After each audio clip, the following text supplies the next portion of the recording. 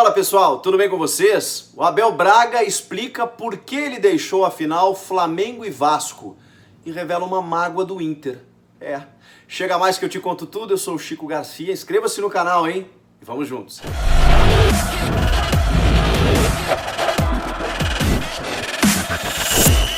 O técnico Abel Braga conversou com a galera do Jogo Aberto da Band nessa quarta-feira, um longo papo. O Abel estava em casa, lá de quarentena, um dos grandes técnicos do nosso futebol, multicampeão, né? E o currículo dele realmente é inquestionável.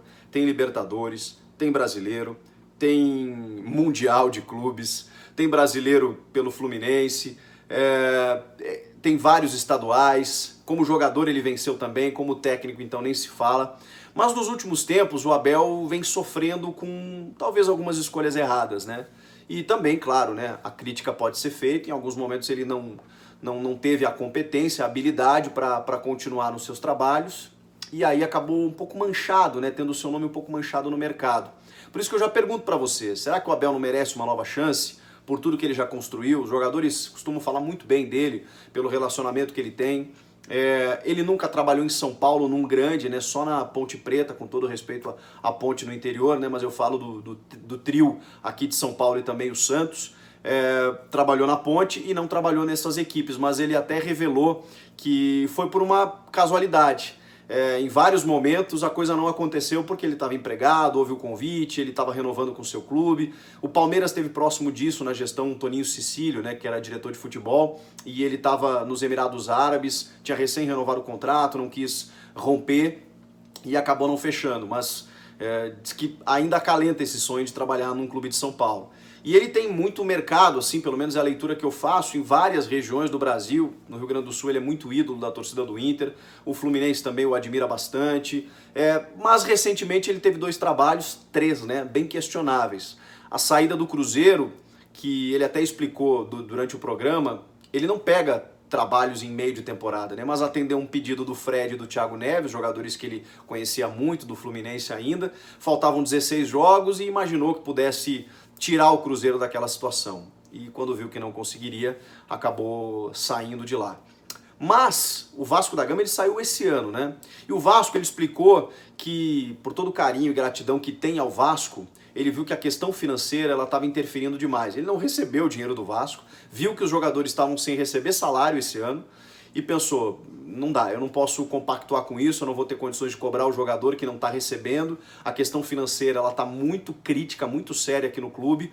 Não faz sentido eu estar aqui e cobrar dos jogadores alguma coisa que eles não vão conseguir corresponder diante de toda essa situação. E resolveu pedir demissão do Vasco da Gama. Mas o Flamengo é a questão mais polêmica, né? Porque tem muito torcedor que fala, graças à saída do Abel, que aí vem o Jesus, e aí o Jesus consegue, né, encaminhar aquela temporada fantástica com o título brasileiro e da Libertadores. Bom, primeiro que o Abel, ele revela números interessantes mesmo, né? Há 11 anos o Flamengo não terminava a fase de grupos em primeiro lugar, e foi ele que conseguiu isso. Ele deixa o time naquela fase contra o Corinthians, nas quartas de final, tendo uma vitória em casa, né, encaminhado. Deixa o Flamengo encaminhado, né, pelo menos no jogo de ida. E foi campeão carioca. Tinha um bom time? Tinha alguns questionamentos sobre o jeito de jogar, especialmente da equipe? Tinha. Mas depois ele dá um dado que é interessante mesmo, né? Quando chega o Jesus e chegam 4 jogadores, dos 10 que estão em campo na linha, 40% do time. E eles são apenas Rafinha, Felipe Luiz, Gerson e Pablo Mari. Jogadores que tiveram amplo destaque no time do Jorge Jesus. Claro que ele tinha Arrascaeta, tinha Gabigol, tinha Bruno Henrique, tinha também um timaço nas mãos. E se cobrava muito um melhor futebol, que acabou aparecendo com o Jorge Jesus. Isso ninguém ignora. Mas ele realmente disse que estava tudo bem. Mas saiu do Flamengo ao perceber que havia uma movimentação para interromper o trabalho, para trazer outro técnico. E aí ele disse, bom, se estão procurando outro treinador, não estão satisfeitos com o que tem aqui, então eu vou embora. E foi o que aconteceu. Mas agradeceu o clube, agradeceu os jogadores, o elenco e tudo mais, mas realmente é uma reflexão. Eu não sei e a gente nunca vai saber se o Abel permanecendo, chegando esses 4 jogadores, se o Flamengo conquistaria também o Brasileiro e a Libertadores. Não tem como saber. Mas é fato que eles não estavam lá até o momento em que ele deixou, e ele deixa o time com a melhor campanha da fase de grupos da Libertadores, encaminhado na Copa do Brasil e campeão carioca. Querendo ou não, isso é um fato. E ele até revelou que é muito amigo do preparador físico do Jorge Jesus, trabalhou com ele em 3 clubes em Portugal, e que até disse, poxa, poderia ter me ligado e dito, me chamaram, me procuraram, aquela coisa toda, mas disse que ele não tem culpa de nada, que ele não guarda mágoa e tudo mais, mas revelou essa situação, né? E que o Jesus também é um dos grandes amigos que ele fez no futebol, que ele não tem nada contra o Jesus, né? Mas ficou essa pontinha aí de que, até pela torcida, né? Ele não é valorizado pela questão embrionária daquele time, pela forma como, e aí eu tenho que concordar, pela forma como Jesus implementa um novo jeito de jogar, com o acréscimo desses jogadores, e aí realmente acaba subindo a qualidade do time, que inegavelmente conquista quase tudo aí durante o ano. Então tem tudo isso. E sobre o Inter, essa questão é interessante, porque muita gente pedia, pelo menos nos últimos anos, o retorno do Abel ao Inter, e o Abel não retornava, aceitava propostas de outros clubes, né, como o Flamengo, Vasco, Cruzeiro, e não voltava para o Inter.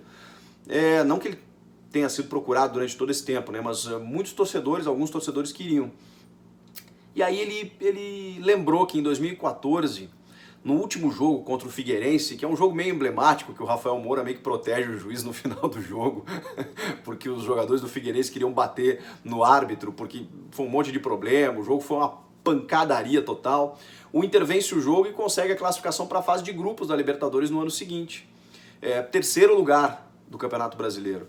E tira a vaga do Corinthians. O Corinthians acaba entrando na pré. Isso é 2015, né? 2014 para 2015. Mas tinha uma eleição ali naquele momento e o Vitório Pífero acaba eleito e o Vitório já tinha dito que não ia contar com o Abel Braga se ele vencesse a eleição. E é o que acontece. E o Abel acabou chateado, porque ele contava, né, com essa renovação. Pô, eu faço uma temporada interessante, consigo a classificação para a fase de grupos no último jogo, por que interromper o trabalho? Chega o Vitório Pífero e simplesmente decide não renovar com o Abel na esperança de contratar o Tite. Mas aí é isso eu que estou falando, o Abel não falou isso, né? Mas o Abel ficou magoado com essa não renovação naquele momento. O Pífero estava tentando amarrar o Tite, porque tinha um dinheiro para receber do Corinthians, e também pela identificação que ele criou com o Corinthians, aceita a proposta do Corinthians para voltar, e o Inter fica sem técnico. E aí, mesmo o Vitório Pífero naquela época, dizendo que não contrataria um estrangeiro, anuncia quem? Diego Aguirre, que até fez um bom trabalho, chegando à semifinal da Libertadores, no qual o Vitório Pífero, depois da eliminação, um tempo depois, acaba tirando o Diego Aguirre 5 dias antes de um Grenal, e leva o histórico 5-0 para criar o que na época ficou muito famoso como o chamado fato novo. Ele precisava de um fato novo e ele conseguiu, né? Uma goleada que não acontece todo dia entre Grêmio e Internacional, e depois vem todas as irregularidades da gestão Vitório Pífero, rebaixamento e tudo que vocês já sabem. Vejam como são as coisas. E o Abel relembrou esse detalhe aí. Mas claro que não muda nada o carinho e a gratidão que ele tem pela torcida do Inter e vice-versa. São revelações de um dos técnicos mais vitoriosos do futebol brasileiro e que está aí no mercado. O ano não favorece, né? A gente não sabe o que vai acontecer, mas eu pergunto para você, você aceitaria o Abel Braga no seu time? Você acha que ainda tem mercado para ele? Comenta aqui, inscreva-se no canal e volto na próxima. Tchau!